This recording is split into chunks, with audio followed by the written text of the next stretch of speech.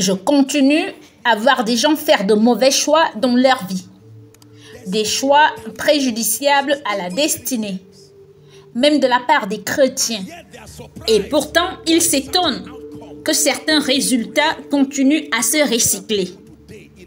Savez-vous qu'il y a des gens aujourd'hui qui, en toute honnêteté, disent que cette année a été comme l'année dernière, quelle que soit la parole prophétique qui est venue, parce qu'aucune parole prophétique ne mettra un veto à votre capacité de choisir.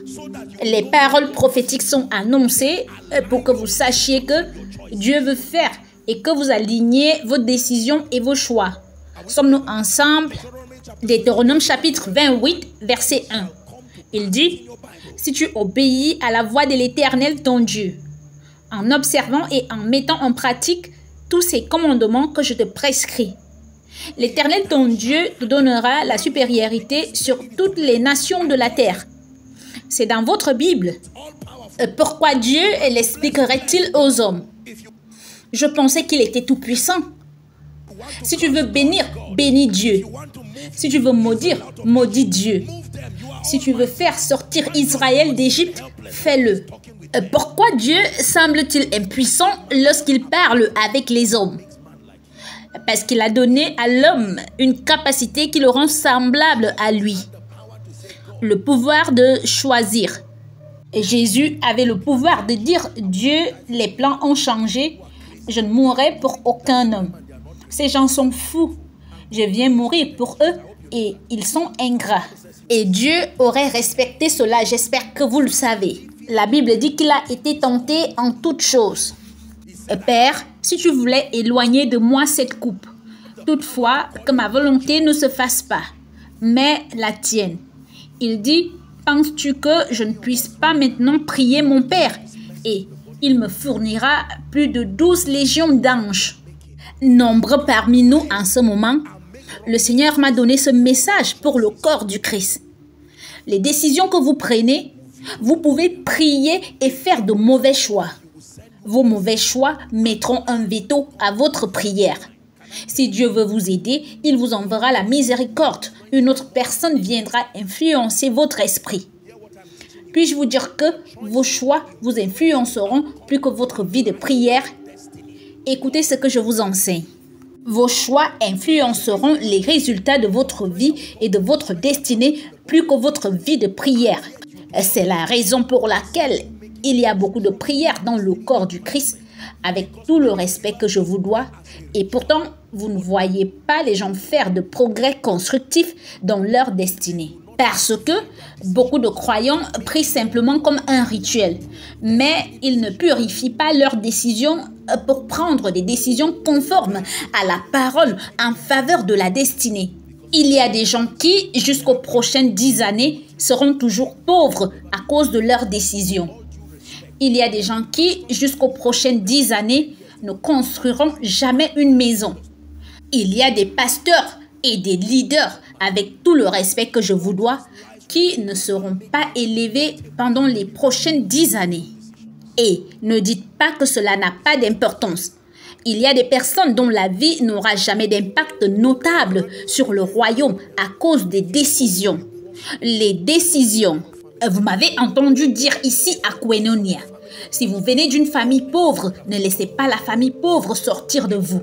Si vous venez d'une famille de sorciers, ne laissez pas la sorcellerie sortir de vous. Si vous avez été élevé avec tout le respect que je vous dois par des parents irresponsables, ne perdez pas votre temps à vous disputer et allez haïr.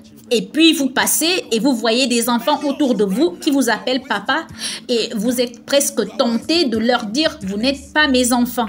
Mais le temps est passé. Beaucoup d'entre vous en ce moment perdent leur temps dans la colère. Vous perdez votre temps dans l'amertume. La colère et l'amertume ne vous conduiront pas à votre paradis souhaité. Apôtre, j'ai été violée quand j'étais petite. Je compatis avec vous. Je ne minimise pas votre douleur. Mais si vous restez là à vous plaindre, vous atteindrez 40, 50 ans et vous ne prendrez aucune décision de qualité. Apôtre, je déteste mes parents parce que pendant que les autres allaient à l'école, Ils étaient là à danser et à se déguiser. Et le résultat est que nous sommes tous pauvres. Qu'est-ce que vous avez fait à propos de cela? Ils ont fait leur temps. Puis-je vous parler dans mon monde? Je vous ai enseigné ici à Koinonia. Dans mon monde, un adulte n'a pas 18 ans. Je respecte cette statistique, mais c'est une tromperie pour beaucoup de gens. Il y a beaucoup d'adultes qui se disent enfants. Dans mon monde, à partir du moment où vous pouvez décider et que vous avez conscience des conséquences, vous devenez adulte immédiatement. Arrêtons de choyer les gens, les aidant à produire des destinées destructrices. Vous voyez quelqu'un qui a 35 ans, 40 ans et qui dit « je suis le dernier né ». Qu'est-ce que cela veut dire? Bien sûr, je ne suis pas sarcastique. Oui, Dieu merci, vous êtes le dernier né. Et ensuite quoi?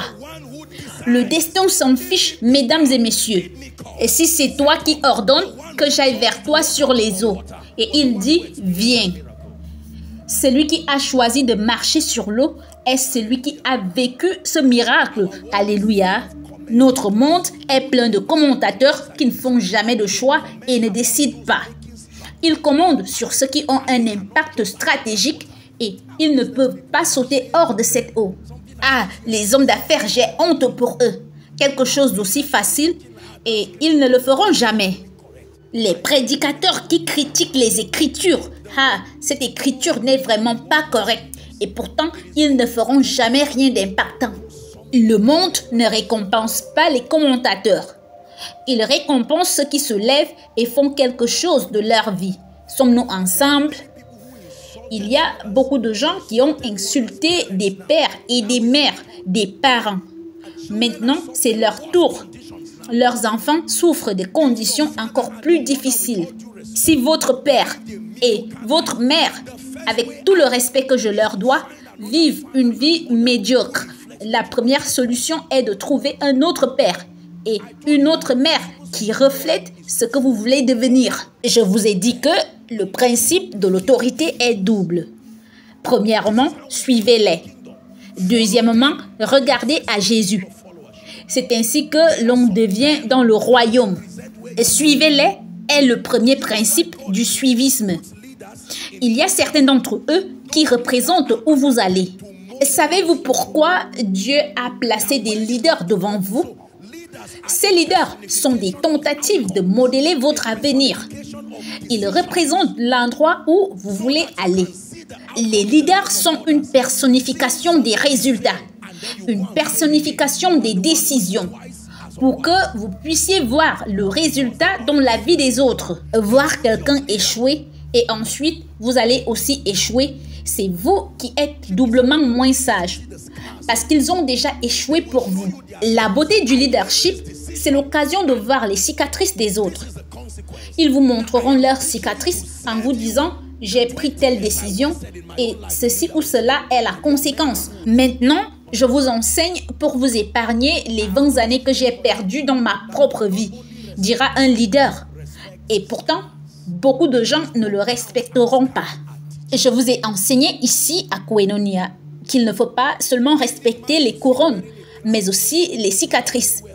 Car les couronnes et les cicatrices sont toutes les deux des enseignantes. Si vous voyez un homme porter une couronne, regardez bien au-delà de l'habit et regardez ses mains, vous verrez une cicatrice. Une cicatrice, un testament de mauvaises décisions, un testament d'endurance. Parfois, un testament de bonnes décisions. Quelqu'un apprend-il? Prenez un échantillon de 10 jeunes croyants. Quelqu'un qui vous dirait « je vais devenir un grand homme de Dieu » et demandez-lui « que faites-vous maintenant ?»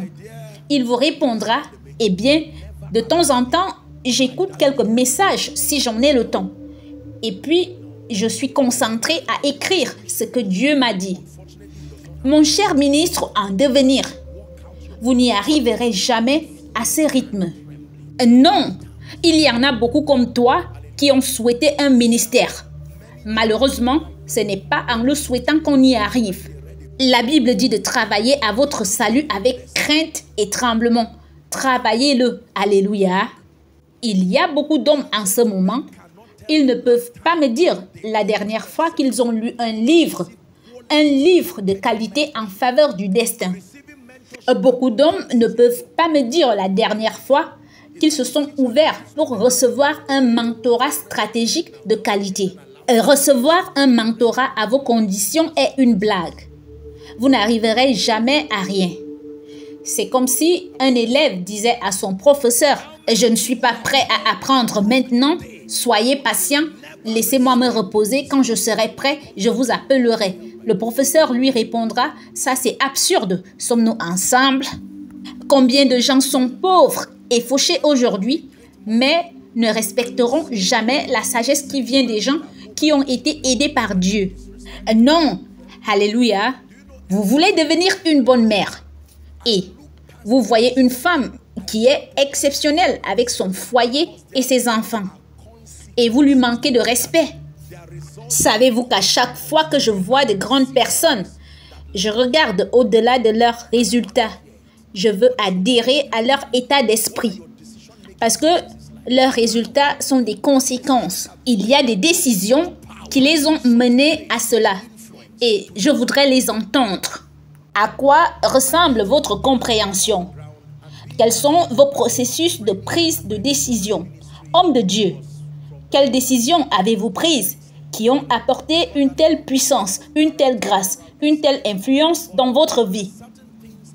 Je viens d'une famille évangélique et comme toute ma formation et mon exposition au ministère se sont faites dans un contexte nordiste, vous savez, nous avons eu cette base de caractère d'excellence morale. Mais il y avait certaines choses concernant l'excellence administrative que je n'ai pas eu l'occasion de voir à cause de mon milieu. Et lorsque Dieu a commencé à m'exposer à un public mondial, j'ai compris qu'il y avait des choses que je n'avais pas obtenues grâce à mes antécédents. J'ai donc dû me réinventer et revenir à la formule du suivisme. Suis-les en regardant à Jésus. Il y a des choses qu'ils ne peuvent pas vous enseigner parce qu'eux aussi sont des étudiants. C'est juste qu'ils ont pris de l'avance. Sommes-nous ensemble? Et j'ai commencé à apprendre les principes administratifs. Ce sont des choses qu'on n'acquiert pas par l'onction. Non, on les acquiert par la connaissance. Des connaissances sérieuses, constructives, précises. Et j'ai commencé à m'acheter des livres et à m'ouvrir aux diverses formations, en plus d'être un homme de Dieu pour devenir un leader efficace. Un leader de ressources, un leader de personnes. Voyez-vous cela maintenant? Vous voulez que Dieu vous fasse confiance pour gérer des ressources. Et tout ce que vous avez, c'est un cœur sincère. Ça, c'est bien, mais ce n'est pas suffisant. Non. La dynamique et la gestion des ressources. Les ressources étant à la fois humaines et matérielles. Et ceci est une compétence acquise. Elle s'acquiert par la formation. Ce n'est pas un don. Alléluia. Il y a beaucoup de croyants qui font confiance à Dieu pour l'augmentation et l'accroissement de leurs ressources. Vous voulez être pasteur de 100 membres? Il y a une compétence pour être pasteur de 100 membres. Vous voulez être pasteur de 1000 membres avec la mentalité de celui qui est pasteur de 100 membres? Non! Dieu aime trop ses brebis. Il ne vous fera pas confiance pour ce genre de choses. Il y a quelque chose que vous devez savoir. La dynamique de la résolution des conflits. La dynamique de la gestion des personnes. Il y a plusieurs choses que vous devez apprendre à un niveau élevé en plus de la prière, du jeûne et du ministère de la parole. Les décisions. Quelle est la différence entre quelqu'un qui gère un grand centre commercial et une autre personne qui se bat avec un petit magasin? Ce n'est pas seulement l'exposition, ce sont leurs décisions. La personne gérant le petit magasin a commencé soit plus petit ou alors a refusé de grandir. Le refus de grandir est une décision et Dieu et la vie peuvent la respecter. Les conséquences qui accompagnent le retard de croissance vous y attendent aussi. Sans croissance, il n'y a pas de fructuosité. La fructuosité est un produit direct de la croissance. Si vous voyez un bébé qui est enceinte, ne vous enfuirez-vous pas? Est-ce normal? Répondez-moi, est-ce normal? Quelle que soit l'explication génétique qu'ils donneront, en Afrique, nous appellerons cette personne sorcière. Car la fructuosité est le fruit de la croissance. Si vous allez planter des graines de mangue et que le lendemain, vous voyez une toute petite branche portant de grosses mangues, vous ne mangerez pas ces mangues. Parce que nous avons été formés à respecter la fructuosité lorsque nous trouvons la croissance. Sommes-nous ensemble maintenant? Alors, la plupart des gens se vantent d'être fructueux, mais ils ne veulent pas grandir. Si vous ne grandissez pas, vous ne pouvez pas être fructueux. Être fructueux dans le ministère, être fructueux dans les affaires, être fructueux dans la destinée. C'est le fruit de la croissance. S'il vous plaît, dites la croissance. Et je vous ai enseigné que le succès n'est pas ce que vous recherchez. Le succès est ce que vous attirez par ce que vous devenez. Votre croissance est la façon dont le succès est attiré vers vous. Sommes-nous ensemble? Une fois que vous vous transformez en une version supérieure de vous-même, vous commencez à attirer un certain type de personnes, un certain type de ressources, un certain type d'influence. Ça, ce sont des lois spirituelles irréfutables. Luc chapitre 2, verset 52. Il dit, Jésus croissait. J'aime ce passage. Et Jésus croissait, malgré la parole de Dieu. Malgré la source de la sagesse, il s'est soumis à cette loi. Il croissait. Qu'est-ce que cela signifie? Une autre mesure de cet accroissement lui est venue en sagesse, en stature et en grâce devant Dieu et devant les hommes. Il était une fois, je ne pourrais jamais dire que le monde entier devrait m'écouter. Il était une fois, j'étais vivant, oui, et vous ne viendrez pas m'écouter. Il était une fois où j'étais même loin, mais vous ne veniez pas m'écouter. Que s'est-il passé? La croissance. La croissance. Il était une fois, ce serait une folie et une attaque démoniaque pour moi de vouloir aller dans une autre nation et organiser une conférence. D'où viendra l'argent? Et si l'argent vient, d'où viendront les gens? Et si les gens viennent, le niveau de grâce pour défendre cet appel, dites la croissance. Ça, c'est très puissant. Il y a beaucoup de gens qui prient pour des domaines dans lesquels ils ne sont pas prêts à grandir et qui ne viendront jamais. Les pasteurs prient sincèrement, « Seigneur, donne-moi une vision globale » et ils pensent qu'il n'y a que l'onction et un sermon. Le ministère de la prédication ne représente que 30% du ministère. Il y a beaucoup d'autres aspects invisibles du ministère.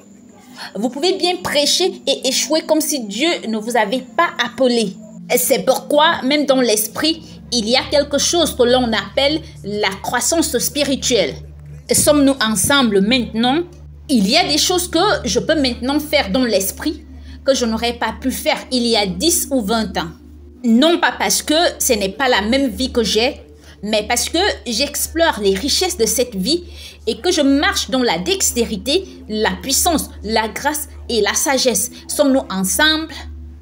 Et il y a beaucoup de jeunes, à cause de l'arrogance de notre génération, qui croient que je peux tout faire par Christ. Ils ont osé certaines choses qui dépassent le cadre de leur croissance et le niveau de la puissance spirituelle qu'ils portent. Et ils ont des victimes à déplorer. Il y a un niveau de capacité que vous devez avoir, reconnu par le ciel et l'enfer, pour être capable de faire certaines choses. Sommes-nous ensemble maintenant? Oui. Nous parlons de décision, mais il est important que vous écoutiez. La croissance. Lorsque j'étais enfant, je parlais comme un enfant, je pensais comme un enfant, je raisonnais comme un enfant. Il y a beaucoup de gens qui ont refusé de grandir. Je vais dire cela parce que je vais terminer en récapitulant quelque chose que je vous ai enseigné. Mais le Seigneur m'a mis à l'esprit de lancer un défi à beaucoup de gens. L'année dernière ressemblait à cette année. Cette année ressemblera à l'année prochaine. Quelle que soit la parole prophétique qui viendra, vos prochaines 10 années ressembleront à hier et seront même peut-être pires que hier. si vous ne comprenez pas le pouvoir des choix et des décisions. Il y a des nations où vous vous y rendez. Il y a quelque chose que vous avez vu autrefois. Lorsque vous y allez encore, vous ne pourrez presque plus reconnaître l'endroit parce qu'ils ont décidé de l'améliorer et de le développer. Il y a des endroits où vous avez vécu lorsque vous étiez enfant. Même les yeux fermés, vous pouvez les localiser. Lorsque vous étiez enfant, vous étiez celui qui perçait les murs. Et cette partie du mur que vous avez percée est restée ainsi jusqu'à aujourd'hui. Maintenant, vous êtes adulte parce que personne n'a pu réparer ce qui s'est passé là. Ce n'est pas bon. Les nations peuvent décider de stagner. Les individus peuvent décider de rester stagnants. Les familles peuvent décider d'être un centre de reproche et de honte. Les hommes peuvent décider que je ne m'élèverai pas, je resterai petit. Je prie pour vous, quel que soit ce qui vous a empêché d'avancer. Mon cher peuple, au nom de Jésus qui est le Fils de Dieu vivant, je prie pour que, dans ce service, vous commenciez à faire des choix constructifs. La prostitution est un choix. Le banditisme est un choix. La paresse est un choix. L'absence de prière est un choix.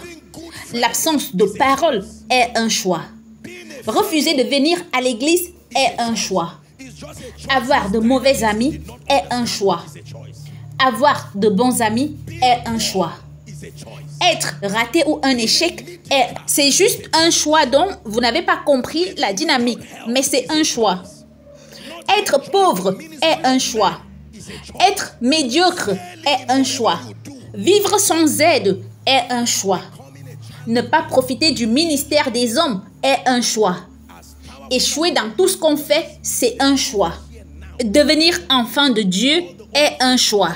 Aussi puissant que soit le Saint-Esprit, il y a des gens ici qui ne sont pas nés de nouveau. Des milliers de personnes qui suivent à travers le monde et qui ne sont pas nés de nouveau. Il restera autour de vous, mais il vous respectera. Attendant le moment où vous déclarerez la Seigneurie de Jésus-Christ par vous-même. Alléluia.